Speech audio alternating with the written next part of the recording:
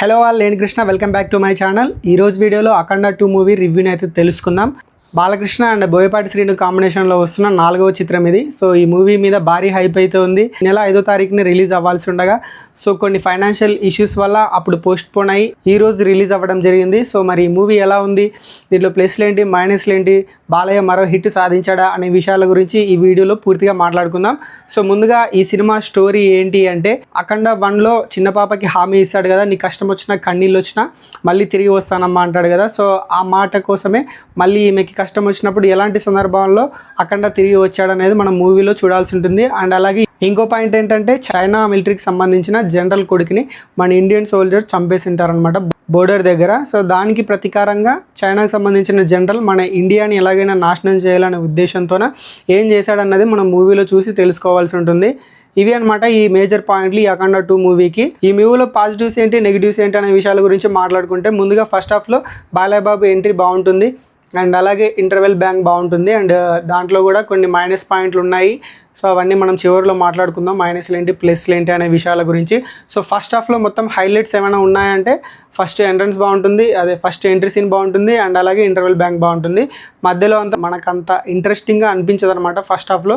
So first హాఫ్లో ఒక 2-3 fight సీన్లు ఉంటాయి. సో అవి మనకు అంత ప్రాపర్గా అనిపించవు, ఎందుకంటే వాటికి మనకు కనెక్ట్ అయితేనే మనకు అవి మంచిగా అనిపిస్తాయి కదా ఫీల్. సో అవి మనకు ఒకటి కూడా కనెక్ట్ అవ్వవు అనమాట. సెకండ్ హాఫ్లో చూసుకున్నట్లయితే కొంచెం బెటర్ అని చెప్పుకోవచ్చు. ఫస్ట్ హాఫ్తో ప్రీ క్లైమాక్స్ నుంచి క్లైమాక్స్ వరకు సినిమా బాగుంటుందని చెప్పుకోవచ్చు. మన సనాతన ధర్మం గురించి చివరిలో కొన్ని మాటలు అయితే ఉంటాయి. సో అవి మనకి మంచి ఇంపాక్ట్ని అయితే క్రియేట్ చేస్తాయి. ఓవరాల్గా మూవీ ఎలా ఉందో చెప్పు భయ్యా అంటే, నాకైతే యావరేజ్ అనిపించింది. కొంతమందికి నచ్చకపోవచ్చు కూడా, ఎందుకంటే ఎలాంటి ఎక్స్పెక్టేషన్స్ పెట్టుకోకుండా చూస్తేనే నాకు ఇలా అనిపించింది. ఎక్స్పెక్టేషన్స్ పెట్టుకొని చూసినట్లయితే సినిమా అయితే నచ్చదనమాట. ఎందుకంటే అఖండ మీద ఉన్న హైప్ అలాంటిదనమాట. సో ఫస్ట్ పార్ట్ 1 చూసుకున్నట్లయితే దానికి బీజిఎం కానీ, సాంగ్స్ కానీ, కథ కానీ, బాలయ్య బాబు యాక్షన్ కానీ, ఫైట్ సీక్వెన్సెస్ కానీ అన్నీ అలా కుదిరాయి. సో ఆ మూవీ మంచి హిట్ అయిందనమాట. పుష్పాన్ని తట్టుకొని మంచి హిట్ని అయితే సాధించింది. సో అఖండ 2కి అలాంటివి ఏమీ సెట్ అవ్వలేదు, కథ ప్రాపర్గా సెట్ అవ్వలేదు. అండ్ అలాగే మ్యూజిక్ కూడా. సో మ్యూజిక్ గురించి తర్వాత మాట్లాడుకుందాం. ఒక్క మేజర్ ప్లస్ పాయింట్ ఈ మూవీకి ఏంటి అంటే బాలయ్య బాబు అనమాట. One and only Balayya Babu. So 1 man show అనమాట అఖండ 2. సో వేరే క్యారెక్టర్స్ సేవ్ కూడా మనకి రిజిస్టర్ అవ్వవు. అంత ప్రాపర్ ఎమోషన్ కూడా మనకి ఈ సినిమాలో వర్కౌట్ కాలేదని చెప్పుకోవచ్చు. ఈ సినిమాలో శివుడి పోర్షన్స్ బాగుంటాయి. శివుడి గురించి ఈ సినిమా మొత్తానికి దైవం, దేవుడు, సనాతన ధర్మం అనే పాయింట్ల చుట్టూనే ఈ సినిమా మొత్తం సాగుతుంది. దాంట్లో శివుడి పోర్షన్స్ బాగుంటాయి. 2 చోట్ల మనకి శివుడు కనిపిస్తాడు మూవీలో. సో ఆ సీన్స్ అయితే చాలా బాగుంటాయి. సినిమాకి మంచి రిచ్ వాల్యూని అయితే యాడ్ చేశాయని చెప్పుకోవచ్చు.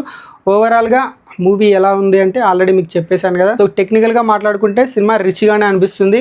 సినిమాటోగ్రఫీ బాగుంది. అండ్ డైరెక్టర్ బోయపాటి గారు మరోసారి తన మార్క్ని అయితే చూపించారు. బట్ ఇంకా ఇంట్రెస్టింగ్ వేలో ప్రజెంట్ చేసింటే బాగుండేదని చెప్పుకోవచ్చు. మంచి పాయింట్ని అయితే తీసుకున్నారు, బట్ ప్రాపర్ వేలో ప్రజెంట్ చేయలేదని నాకు అనిపించింది. మరి సినిమా మీరు ఎవరైనా చూసింటే మీకు ఎలా అనిపించిందో కింద కామెంట్లో రాయండి. సినిమాకి నెగిటివ్స్ ఏంటంటే, ఫస్ట్ ప్రాపర్గా స్టోరీ మనకి కనెక్ట్ అవ్వదు.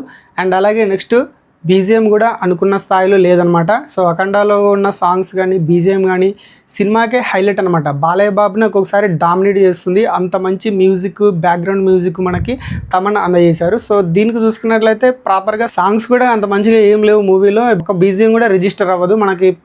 అఖండ పార్ట్ 1లో వచ్చిన మ్యూజిక్ అక్కడక్కడ వస్తుంది. సో అది మాత్రం మనకు కనెక్ట్ అవుతుంది. అఖండ పార్ట్ 2 కోసం కొట్టిన మ్యూజిక్ ఏది కూడా మనకి ఏది రిజిస్టర్ అవ్వదు. తమన్ మార్క్ అయితే ఈ సినిమాలో చూపించలేదని నాకు అనిపించింది. సో మీరు కూడా కామెంట్ చేయండి, మీకు బీజిఎం ఎలా అనిపించింది, సో సాంగ్స్ ఎలా అనిపించాయి అనే విషయాలు కూడా మీరు కామెంట్ చేయండి. సో సంయుక్త మీనన్ కూడా ఈ మూవీలో హీరోయిన్గా చేసింది. సో ఆమె క్యారెక్టర్ ఓకేగా ఉందని చెప్పుకోవచ్చు. అండ్ అలాగే బాలయ్య బాబు కూతురుగా చేసిన ఆమె క్యారెక్టర్ కూడా ఓకే, ఆమె పర్ఫార్మెన్స్ కూడా బాగానే ఉందని చెప్పుకోవచ్చు.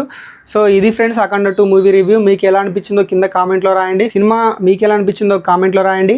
ఈ వీడియో కనుక మీకు నచ్చితే లైక్ చేయండి, మీ ఫ్రెండ్స్తో షేర్ చేసుకోండి. మన ఛానల్కి ఎవరైనా కొత్త వాళ్ళు వచ్చింటే సబ్స్క్రైబ్ చేసుకోండి. Thanks for watching. See you. మరో వీడియోతో మళ్ళీ కలుద్దాం.